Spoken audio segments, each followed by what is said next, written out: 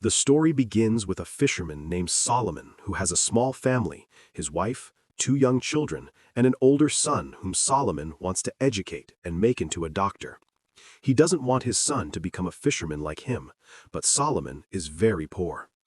One day, when his son's school ends, Solomon is bringing him back home. On the way, he tells his son that due to poverty, he couldn't get an education, but he will definitely make him a doctor. While having this conversation, Solomon sees that a terrorist group is advancing to attack their village. Seeing this, Solomon runs toward the village with his son and quickly reaches home. He tells his wife and other children that they must immediately leave because terrorists are coming to attack. He breaks through the back of the house and evacuates his wife and children through the rear exit. He manages to get his family away safely, but he himself is caught by the terrorists. These terrorists had captured many other people and killed several as well. This terrorist group included children who hated the government, and they would kill anyone who supported it. The terrorist group's leader is cutting off people's hands so they cannot vote for the government. When Solomon's turn comes and a terrorist is about to cut his hand, the group leader stops him. The leader sees that Solomon is strong and powerful. So they put Solomon in a jeep and take him to a place where many laborers are searching for raw diamonds in a river. These terrorists brutally oppress these workers, and Solomon is also put to work finding diamonds. Actually, this terrorist group does business with these raw diamonds. They trade them for weapons to keep their army strong and fight the government. The laborers caught from villages work in the river searching for diamonds, while armed terrorists stand guard to prevent diamond theft. The group leader shouts that whoever tries to steal diamonds will be killed. Solomon is also working among these laborers when we see one worker find a small piece of diamond. Greed awakens in him, so instead of giving it to the leader, he hides it in his mouth. But the terrorist leader sees him doing this. He calls the worker over and demands the diamond. The worker removes the diamond from his mouth and gives it to the leader, who immediately shoots him dead. All the workers are terrified, including Solomon, who witnesses everything. The scene cuts to Danny, the main character of this story, who arrives at the terrorist group in a helicopter. He asks about Captain Zero, and they take him at gunpoint to the captain. The captain gives Danny some diamonds and asks for guns in return. Danny agrees. He's actually a smuggler who trades weapons for diamonds. Danny has been smuggling these diamonds for years and is quite professional at it, always managing to cross borders by fooling the police. This time, he takes some goats and hides the diamonds inside one goat's skin. While crossing the border, police catch him. Danny thought he'd trick the police as usual, but today, luck wasn't on his side. Police search the goats, find the diamonds, and Danny is arrested and thrown in jail. Meanwhile, at the raw diamond mine, all the workers are searching for diamonds, including Solomon. Suddenly, he finds a very large diamond. Solomon's eyes widen because the diamond is quite big.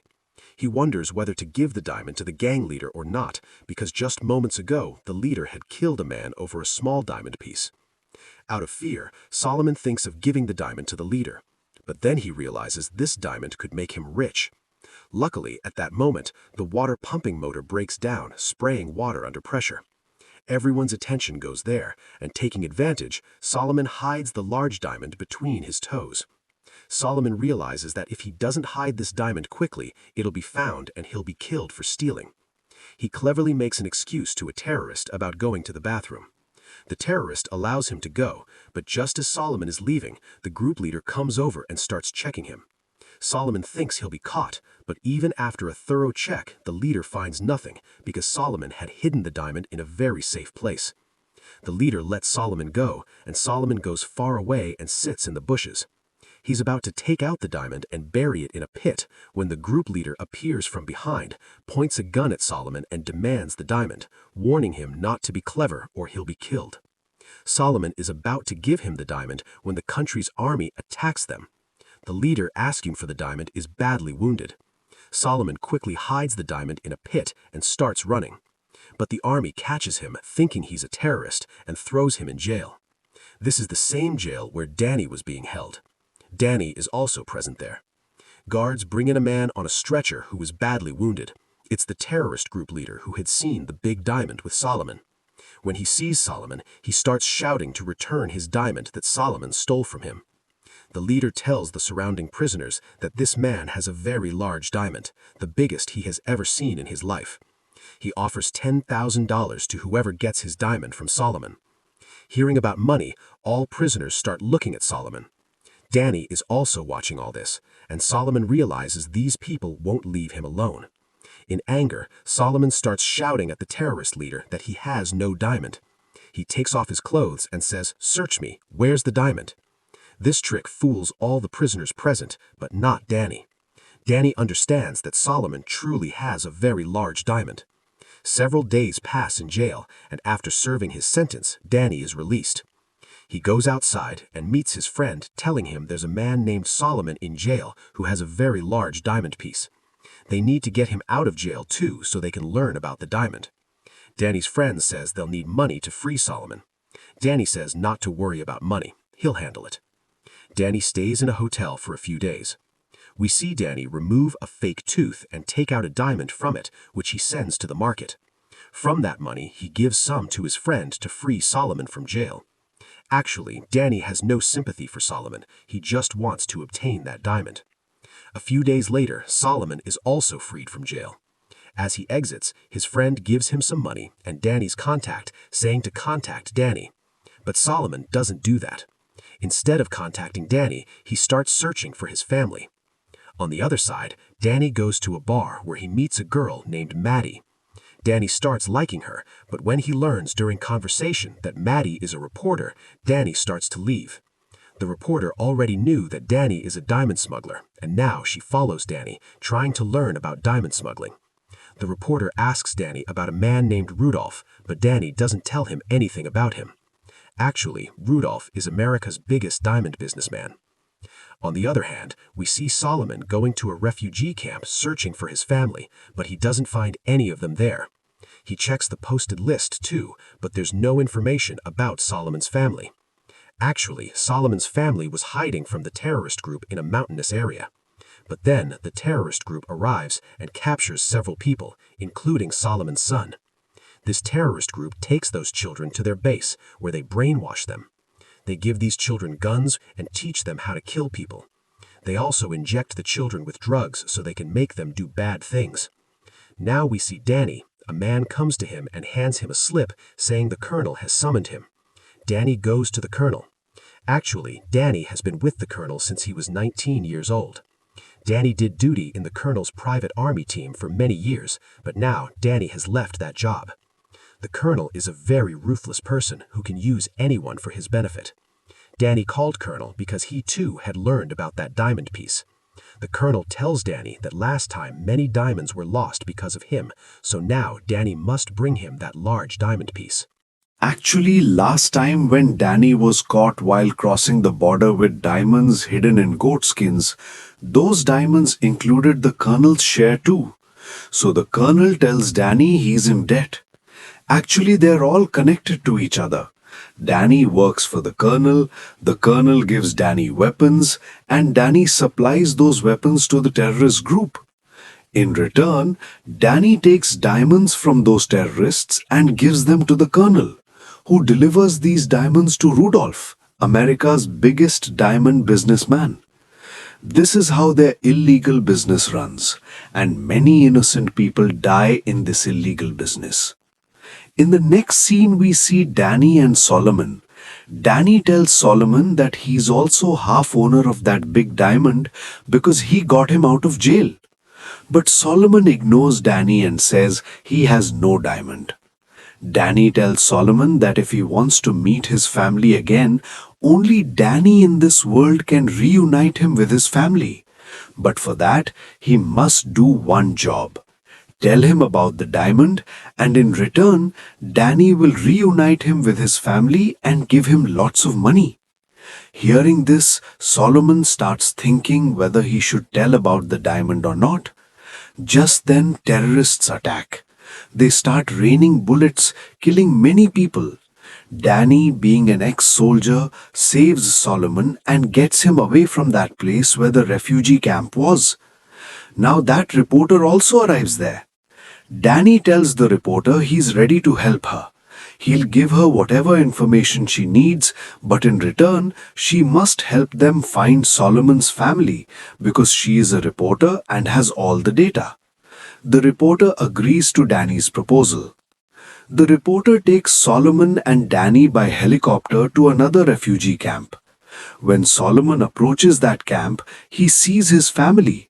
He becomes very happy seeing them, and Solomon's wife is also very happy. But when Solomon doesn't see his older son among them, he asks his wife where his son is. His wife starts crying and says the terrorist group took him. Hearing this, Solomon becomes very sad and starts shouting in anger. The security there removes him, saying his name isn't on the refugee camp list. The three of them leave by helicopter. Solomon sees no other way to save his family, so he tells Danny he'll tell him about the diamond's location. But after that, with whatever money comes, Danny must help him free his son from those people. Danny agrees. Now they prepare to go there. But going there wasn't easy because those terrorists were very dangerous. Danny says the man he works for is a colonel who has a full army unit that can fight these terrorists, so they should go to him first. They like Danny's idea. After that, the three of them get in a car and head towards that place.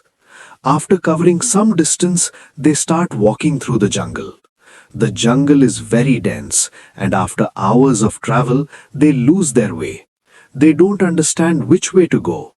Just then, tribal people from the jungle appear and surround them. But the reporter starts speaking to them in their language and convinces them that they won't harm them, asking them not to harm them either.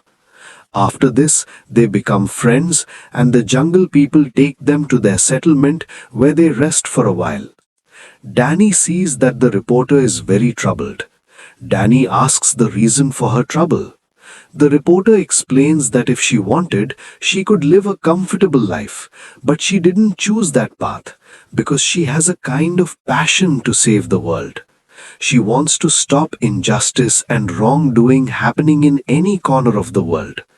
But now she's tired of writing these sad stories because they are not having much effect on people. She wants to tell rich people that the price of the precious diamond jewelry they wear is someone's hand or someone's life.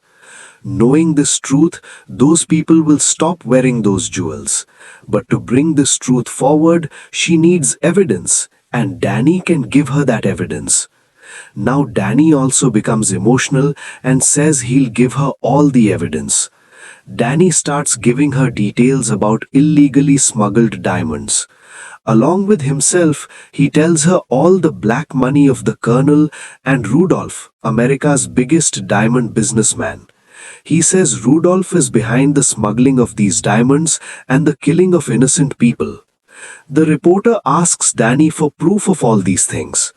Danny says he'll give her all this evidence, but only when he obtains that large diamond piece. The reporter asks Danny if he's going to steal that diamond from Solomon. Danny smiles and replies that this diamond is his ticket to leave South Africa, so he will obtain that diamond at any cost. The next morning they reach a military camp, not just anyone's, but the camp of the colonel that Danny used to work for. Danny meets the colonel. The colonel tells Danny to join their military. They're about to leave to eliminate these terrorists. But Danny convinces the colonel not to rush or everyone will escape. Danny tells him that first he and Solomon will go to that place. After understanding the full situation there, he'll contact the colonel and then he should attack those people with his team. The colonel agrees to this. After that, Danny goes straight to the reporter and tells her that he and Solomon are leaving. Hearing this, the reporter becomes very emotional because Danny and the reporter had started liking each other. Danny gives the reporter a diary containing all the details of Rudolph and his raw diamond business. Danny tells the reporter as he leaves that whenever he gets a chance, he will definitely call her. After this, Danny and Solomon start heading towards the place where Solomon had hidden the diamond. After traveling through the jungle for hours, night falls. At night, when these two are moving forward in the jungle, a terrorist group vehicle arrives with some children standing with guns pointed. And among those children, Solomon sees his son. Seeing his son, Solomon can't control himself and starts calling him out. But before Solomon's son could see his father, the other boys see Solomon and start firing at them. Both of them run away from there to save their lives, and while running, they hide behind bushes. Now, because it is night time and there is complete darkness throughout the jungle, these people can't find them and leave. When morning comes, Danny severely scolds Solomon, saying that because of his shouting, their lives could have been lost. Solomon tells Danny that he couldn't control himself seeing his son. Danny says, "Okay, but don't make such a mistake again." Now both of them start heading towards where the diamond is. But after going some distance ahead, Solomon changes his direction. Then Danny angrily stops him and says the diamond is this way. Solomon tells Danny that he needs to find his son and he's in that direction. An argument starts between them. The argument escalates so much that they come to blows. But then Danny points his gun at Solomon's head. Solomon says he's already dead. If Danny wants to kill him, go ahead. He'll find his son at any cost. Hearing this, Danny realizes Solomon is right in his place. After that, both reconcile and move forward again. Walking along, they reach quite close to the place where Solomon had hidden the diamond. They keep watch on those people through binoculars where laborers are working and many terrorist group members are standing with guns pointed. They feel it is not right to attack at this time. As soon as night falls, Solomon sneaks into the terrorists' hideout and starts searching for his son. Solomon sees his son playing cards with some boys. Solomon goes to him and tries to call him, but his son refuses to recognize him. He pushes his father back and tells his companions that this is the enemy. After this, everyone points guns at Solomon and they make Solomon a prisoner and take him to their commander. This commander is none other than the man who was wounded because of Solomon. Danny, standing far away, is also watching all this and understands that this is the right moment to finish them. After this, Danny contacts his colonel and tells him to quickly attack this place. The commander sees Solomon and says he knew Solomon would definitely come here to find the diamond, and now that he has come, he'll bring that diamond. But Solomon refuses to give the diamond. Hearing this, the commander gets angry and grabs Solomon's son and says if he doesn't tell about that diamond, he'll kill his son right here. Solomon is about to tell him the diamond's location to save his son when the colonel's people arrive. The colonel's people start raining bullets indiscriminately from the helicopter on everyone present below. Solomon's son becomes very scared and bullets are about to hit him when Danny arrives and saves him. On the other side, Solomon kills the terrorist group's commander. The colonel's people kill all the terrorists present here, and the colonel's people take control of this entire area. After this, the colonel comes to Danny and tells him to tell about that diamond now. Danny says he'll tell about the diamond, but they'll split it half and half. The colonel immediately agrees to Danny's proposal. Seeing this, Danny becomes suspicious. How did the colonel agree so easily? Because the colonel is a very ruthless person and can kill anyone for money. Danny understands that after getting the diamond, the colonel will kill him and Solomon. Now Danny goes to Solomon and quietly whispers in his ear that when he takes out that diamond piece, he should distract the colonel, and taking advantage of the opportunity, he'll shoot the colonel right there. He tells Solomon that if they don't do this, as soon as they get the diamond, the colonel will kill both of them. Solomon agrees to Danny's plan. After this, they all go towards the place where Solomon had hidden the diamond. After reaching that place, Solomon starts digging the ground where he had hidden the diamond. As soon as Solomon is about to take out the diamond, Danny immediately attacks the colonel's companions, snatches weapons from them and kills them. Danny also shoots the colonel. But during this, Danny had also been shot. Now Solomon takes out the diamond piece and gives it to Danny. Just as they are about to leave, Solomon's son comes and points a gun at Danny because he was completely brainwashed. Solomon calls him out, "You are my son," but he refuses to recognize his father. Then Solomon reminds him of his mother's home and his siblings. Hearing this, Solomon's son starts crying and hugs his father. Just then more army people arrive, so they start running from there to save themselves. On the way, Danny calls one of his friends and asks him to bring a helicopter. After some time, the helicopter arrives, but it couldn't land there, so the helicopter will land on top of the mountain peak. After going some distance, because of the gunshot wound, Danny can't walk any further. Then Solomon lifts him on his shoulder and starts carrying him. But because of the gunshot, Danny has lost a lot of blood. So he tells Solomon that he can't go further now. Solomon will have to go alone. Danny takes out the diamond piece from his pocket and gives it to Solomon. Solomon said he thought Danny would steal this diamond from him. Danny said with a laugh, yes, he had thought the same. But now he feels Solomon needs this diamond the most. This is his son's future. Didn't Solomon tell him that he wants to make his son a doctor? Hearing this, Solomon becomes very emotional. Danny doesn't just give Solomon the diamond, he also gives the reporter's contact. Along with that, handing Solomon his gun, he says that in a little while